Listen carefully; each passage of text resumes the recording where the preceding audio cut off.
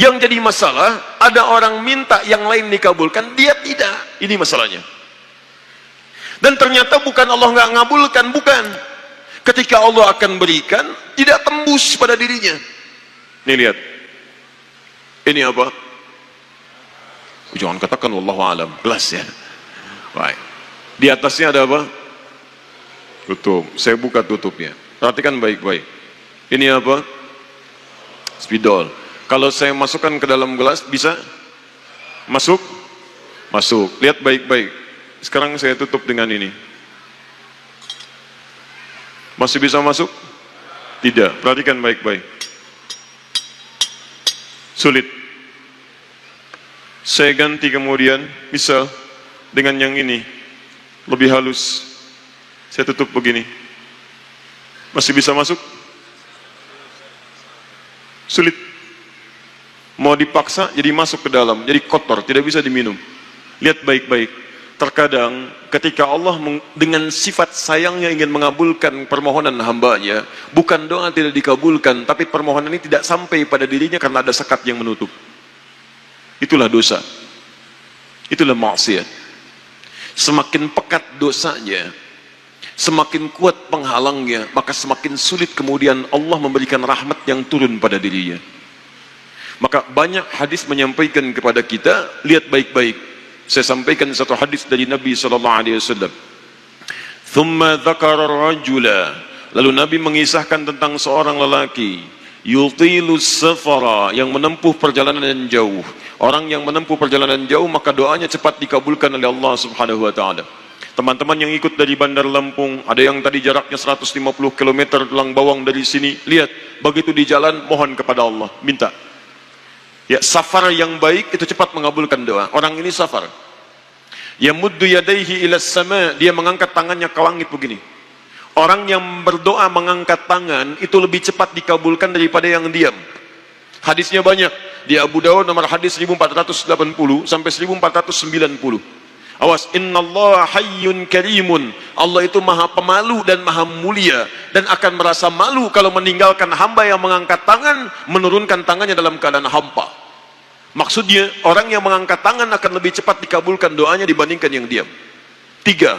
Fayaqulu ya Rabb, ya Rabb. Maka dia berkata, ya Rabb, ya Rabb. Memohon dengan al-asma'ul husna. Sifat rububiyah Allah yang kalau dimintakan dikabulkan. Ya Rabb, ya Rabb. Quran surah ke-17 ayat 110 sampai 111, paling kanan di pertengahan. Lihat baik-baik. Allah menjamin dalam Al-Quran, seseorang yang memohon kepada Allah dengan kalimat-kalimat al-asma'ul husna akan lebih cepat dikabulkan dibanding orang yang langsung memohon kepada Allah tanpa menyebut kalimat al-asma'ul husna. Qulid'ullaha awid'ur rahman ayyamma tada'u falahul asma'ul husna. Kalau anda punya masalah, sebut nama Allah, bukan mengeluh. Atau sebut namanya ya Rahman. Tapi kalau anda mampu, cari nama-nama Allah yang terbaik sesuai dengan persoalan yang sedang kita hadapi.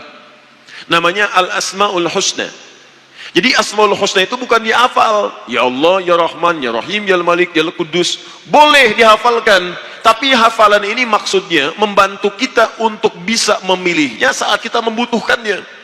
Misal, anda sedang punya masalah kesulitan, mau berdoa, sebut namanya yang sesuai dengan kesulitan anda. Ya Al-Fattah. Masalahnya rezeki, sebut ya Allah ya Razzaq. Di pekerjaan ada yang ganggu anda, sebut ya Allah ya Al-Jabbar. Anda punya masalah, ya Allah ya Sabar. Nggak harus disebutkan semuanya. Ya Allah ya Rahman ya Rahim ya Malik ya Qudus, ya semua disebutkan. Masya Allah. Akhirnya yang tidak diminta pun diberikan. Anda nggak sedang punya masalah, ya Sabar, ya Sabar. Sabar itu adalah permohonan kepada Allah supaya diberikan kesabaran saat punya masalah. Anda nggak sedang punya masalah, minta diberikan kesabaran, itu artinya sama dengan minta masalah. Hati-hati. Banyak kalimat-kalimatnya, pilih. Kitab Al-Aqaid Al-Islamiyah, karangan Syekh Sayyid Sabiq, halaman 24 sampai 59, posisi paling kanan di pertengahan. Dikisahkan seorang lelaki bermohon kepada Allah setelah dia selesai menunaikan salat. Lihat kalimatnya. Allahumma innaka antal ahadus samad alladzi lam yalid wa lam yulad wa lam yakul lahu kufuwan ahad Allahumma inni as'aluka an taghfira liya. Dia sebutkan al-asmaul husna. Allahumma inni as'aluka innaka antal ahad, ahad, as-samad, al-asmaul husna, alladzi lam yalid wa lam yulad wa lam yakul lahu kufuwan ahad. Allahumma inni as'aluka an taghfira liya. Mohon ampuni dosa saya ya Allah. Ampuni saya, ampuni saya. Apa jawab Nabi?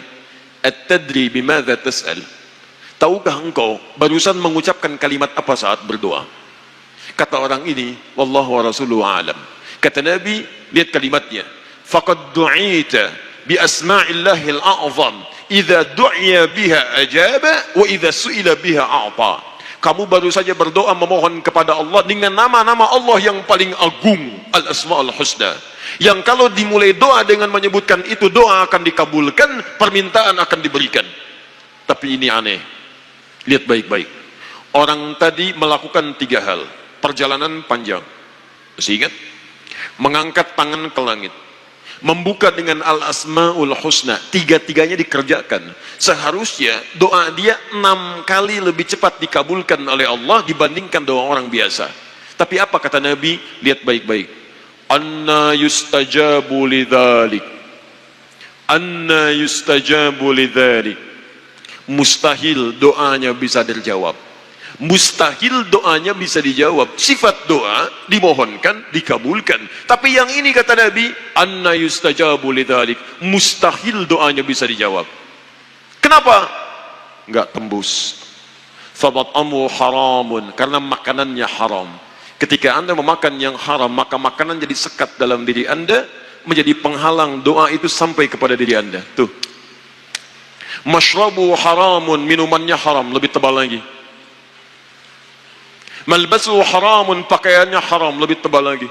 Sulit. Wa ghudhiya biharamin, dan perangkat hidupnya haram, lebih sulit lagi. Enggak tembus-tembus. Yang paling celaka dibawa yang haram ke rumah, dimasak kemudian oleh ibunya, dibagikan kepada anak-anaknya, muncul haram di keluarga, maka sulit turun rahmat ke dalam keluarga itu. Makanya kalau sudah maksiat terjadi, maka mohon maaf, rahmat sulit diturunkan, hidayah sulit masuk dalam diri seseorang.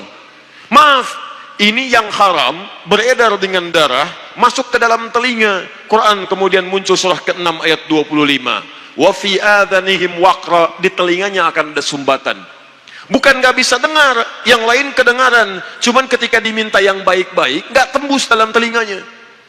Konser musik di GBK, di Jakarta, Masya Allah, dari Lampung kedengaran.